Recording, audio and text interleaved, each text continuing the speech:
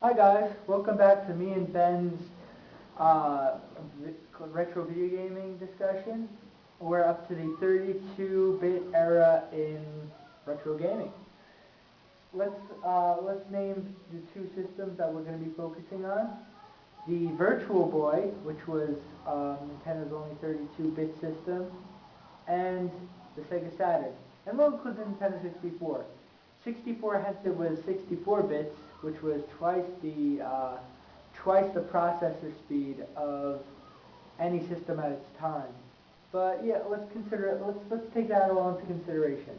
So we have the Sega Saturn and we have the Virtual Boy, and these two are both 32-bit systems. First let me tell you that let's give Sega 1 point because the Virtual Boy sucked ass and that's it. Virtual Boy was a complete failure, caused eye strain and discomfort, had only like 16 games, each one of them sucked balls, and well, some of them were okay, but they never really utilized the system the way Nintendo promised. Basically, Nintendo promised a virtual reality system, hence the name Virtual Boy, but they never came through, and only two games used sort of a virtual reality sort of feel. So let's wrap one up for Sega, which is two Nintendo. Back 1.5 because I forgot to bleed this in before, but even while the SNES was the most popular around the world, in Europe, Genesis maintained its popularity even into the Saturn era. I mean, big time. If you went to Europe, a lot of people had Genesis and they really liked it.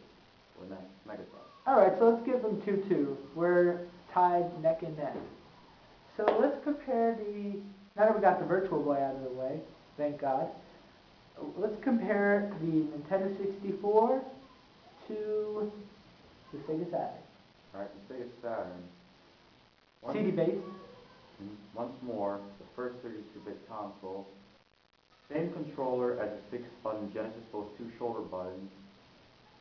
Element. It was very good processor actually. It took its time. It had a lot of power and stability, unlike previous Sega incarnations, and was very popular due to CD-based and high data processing for... But, side note, the processors were so well put together, so complex, that game designers actually had a really hard time making games for it. But if you had an audio system and a Sega Saturn, oh well, you in for a treat. So let's put some games on the table. What's Sega Saturn's most popular game? Personally, I'm a very big Resident Evil fan, so that's on the Sega Saturn. Well, one series that was very popular was Tomb Raider, which many people know for its, for lack of a better word, curvaceous protagonist, Lara Croft. But anyway. You know, you get to see boobs and shoot people. Allegedly sexy Indiana Jones, but platformer slash puzzler game. It had very good graphics and very good sync with the control system. Another was a cross between an RPG and a space shooter, Panzer Dragoon, and what else was it? In fact, those are the two main series. The others were just multi-platform ones. Yeah. Did they make any Sega? Did they make any Sonic games? Or? They had one, no, two. Sonic Jam, which was just a compilation of all the Genesis games with a neat 3D interface, was boring. And they had a Sonic 3D Maze. Kind of boring also. I'm just imagining Pac-Man and Sonic combined together. Yeah, that's pretty much it actually. Oh my god, they ruined Sonic. Big time. They ruined Sonic. How can you do that? I mean, today Sonic's reputation is destroyed. Mario and Sonic Olympics? Oh come on, I just wanna play, I just wanna run fast. Whenever I see Sonic, I just wanna run really fast and start collecting rings and, you know, jumping on stuff. You know, they ruined Sonic, especially the Olympics, you know, you do get the rings. You do get, okay. That's clever, but you know what I mean. Yeah. You know what I mean. I mean, I think Sonic this is just a personal note. Sonic was meant to be played in 2D. Also Castlevania. Those two games I think were meant to be played in 2D. That was in front of Nintendo, only Nintendo, but yeah, the 3D version for Nintendo 64 was kind of sloppy. Not sloppy, but it was tricky. We're talking. Let's get to the Sorry. let's get to Nintendo 64 before we start discussing games. So the Nintendo 64 was basically a 64-bit system, twice the processors of the Sega Saturn speed, and used a cartridge-based system. Well, everybody was going with CDs, but Nintendo did a really good job pulling this off, and it had a lot of popular titles. Super Mario 64, the Super Smash Brothers, which was the starting of a cult, basically. Everybody loves Super Smash Brothers. F-Zero. F-Zero, Star Fox. You basically had all these remakes of great games.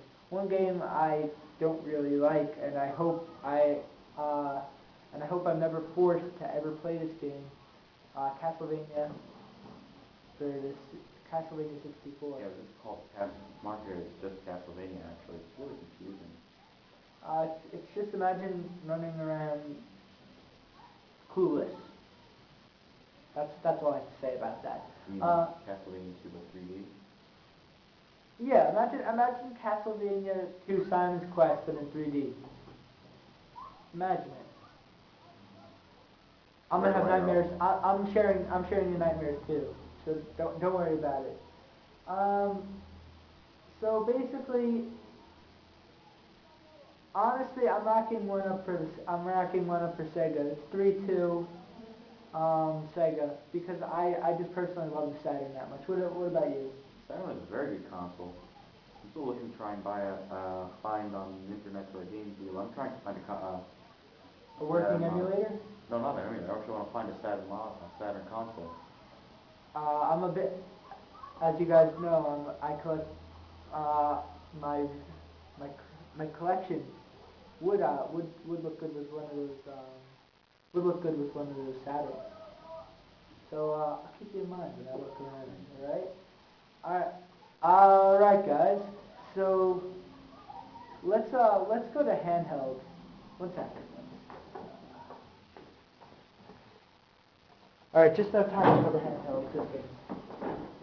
All right, let's talk about handheld systems. I think Nintendo deserves the points on this because they really pulled it off very well. Even though Sega's handhelds were far more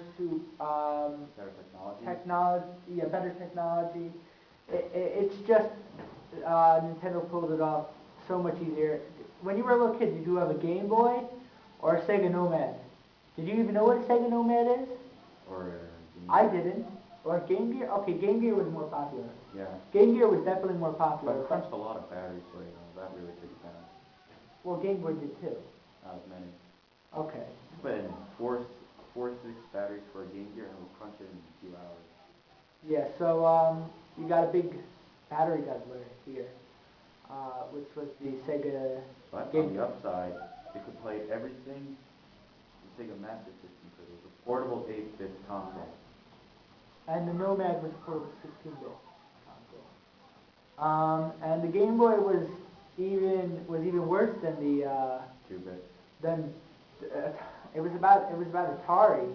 It was in between Atari and NES, the technology, but it still did better because of its portability and just overall flow and function. All right, guys, click on the link for part 4, I believe, of our videos. All right, guys, see you soon.